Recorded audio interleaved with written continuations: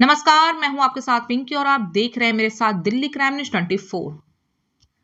आज कांग्रेस सुप्रीमो राहुल गांधी भारत जोड़ो न्याय यात्रा पश्चिम बंगाल से होते हुए झारखंड में प्रवेश किया।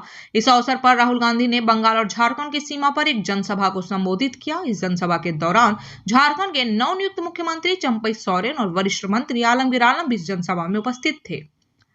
इस दौरान राहुल गांधी ने बंगाल की जनता और उनके साथ मंच पर उपस्थित कांग्रेस नेता अधीर रंजन चौधरी को धन्यवाद देते हुए कहा कि उन्होंने जो बंगाल में न्याय यात्रा के दौरान प्यार पाया, इससे उनकी ऊर्जा और उनके साहस में काफी इजाफा हुआ है। उनकी हिम्मत काफी बढ़ गई है। वे दुगनी ऊर्जा के साथ इस भारत जोड़ो न्याय यात्रा में लग चुके हैं। इस अवसर पर बोलते हुए उन्होंने कहा कि भारत जोड़ो न्याय यात्रा की शुरुआत पिछले वर्ष कन्याकुमारी से कश्मीर तक की गई थी। वहीं इस वर्ष यह न्याय यात्रा बिहार, बंगाल, झारखंड, उड़ीसा इत्यादि राज्यों में भी चलाई जा रही है, जिससे लोग काफी प्रभावित हो रहे हैं। इस अवसर पर उन्होंने केंद्र सरकार पर प्रहार करते हुए कहा कि आज नरेंद्र मोदी सरकार के पास बेरोजगारों को रोजगार देने की कोई योजना नहीं है, किसानों की आमदनी कैसे बढ़े इसकी कोई योजना नहीं है। उन्होंने कहा कि मोदी सरकार ने नोटबंदी और जीएसटी के द्वारा गरीबों को और गरीब और बेरोजगारों को और बेरोजगार बना दिया है। उन्होंने कहा कि मोदी सरकार अदानी और अंबानी के सहारे पर चलती है, उन्हें देश की गरीब जनता से कोई मतलब नहीं। इस न्याय यात्रा के दौरान झारखंड के नवनियुक्त मुख्यमंत्री चंपई सोरेन ने भी संबोधित करते हुए कहा कि भाजपा की सरकार ईडी और सीबीआई का गलत इस्तेमाल कर गैर भाजपा शासित राज्यों की सरकारों को परेशान करती है। इन्हें गरीबों और बेरोजगारों से कोई मतलब नहीं है। इस दौरान जनसभा को झारखंड में नवनियुक्त कांग्रेस के मंत्री आलमगीर आलम ने भी संबोधित किया। उन्होंने कहा कि बड़े ही हर्ष की बात है कि राहुल गांधी की यह यात्रा झारखंड में पाकुड़ विधानसभा से की गई, जिसके लिए यहाँ की जनता काफी उत्साहित थी।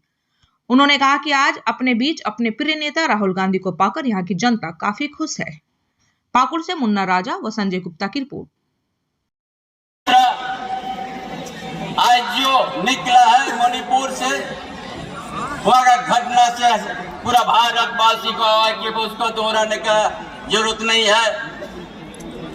जो आज हम सब इस न्याय यात्रा के साथ है, जो अन्याय को देश में फैला के मुट्ठीवार पूंजीपति के लिए जो उनका जो सोच है, आने वाला इस साल हम लोग अपना जनमत को देके हम लोग मुंहतोड़ जवाब देंगे।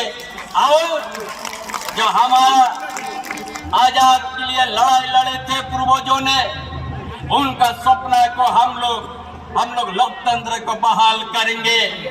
यहाँ का संविधान जो बंधन ये सब मजबूती के साथ रहेगा। विपक्ष का हर हथकंडा को हम लोग तोड़ देंगे और न्याय को स्थापित करेंगे। इन्हीं बातों के साथ अपना विचार समाप्त करता हूँ। जो है जय झारखंड, जय हिंद। सफल बनाया, इतनी ऊर्जा, इतनी शक्ति, इतनी मोहब्बत आपने हमारी यात्रा में डाली। धन्यवाद अधीर जी।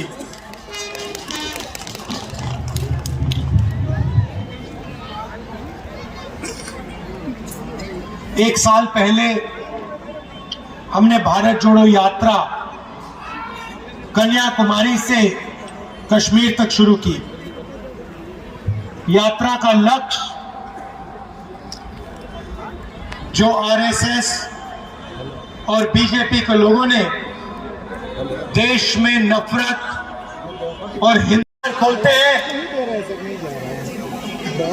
वहां कांग्रेस पार्टी हमारे अलायंस पार्टनर मोहब्बत की दुकान खोल देते हैं। इस यात्रा में हमने न्याय शब्द भी जोड़ा। पिछले साल काफी लोगों ने हमें कहा कि कन्याकुमारी से कश्मीर आप चल लिए, बंगाल, मणिपुर, नागालैंड, अरुणाचल, झारखंड, छत्तीसगढ़, उड़ीसा, इन प्रदेशों का क्या होगा।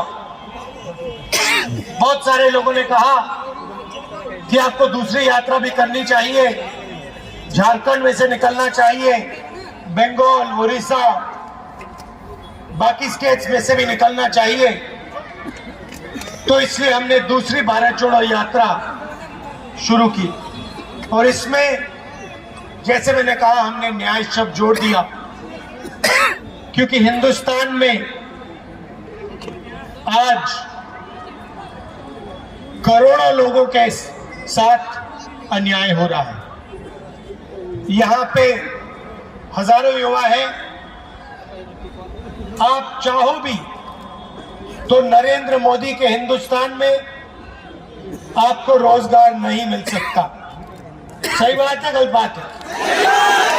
ठीक से बोलो, सही है? दिल्ली तक सुनाई देना चाहिए। क्यों? क्योंकि नरेंद्र मोदी ने नोटबंदी की,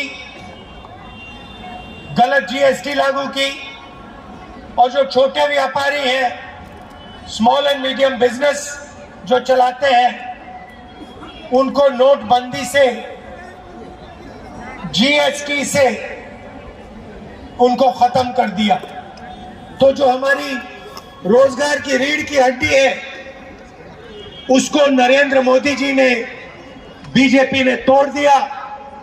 और नतीजा यह है कि हिंदुस्तान में आज करोड़ों युवा हैं, मगर 40 साल से सबसे ज्यादा बेरोजगारी हमारे इस देश में है, क्योंकि नरेंद्र मोदी जी चाहते हैं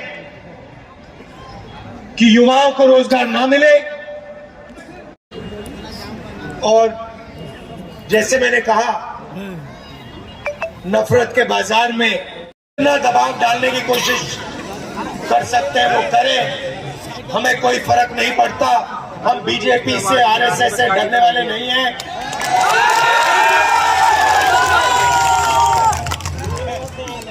तो मैं झारखंड की जनता को बधाई देना चाहता हूं कि आप डरे नहीं, आप पीछे नहीं हटे और आपने अपनी सरकार बचाई।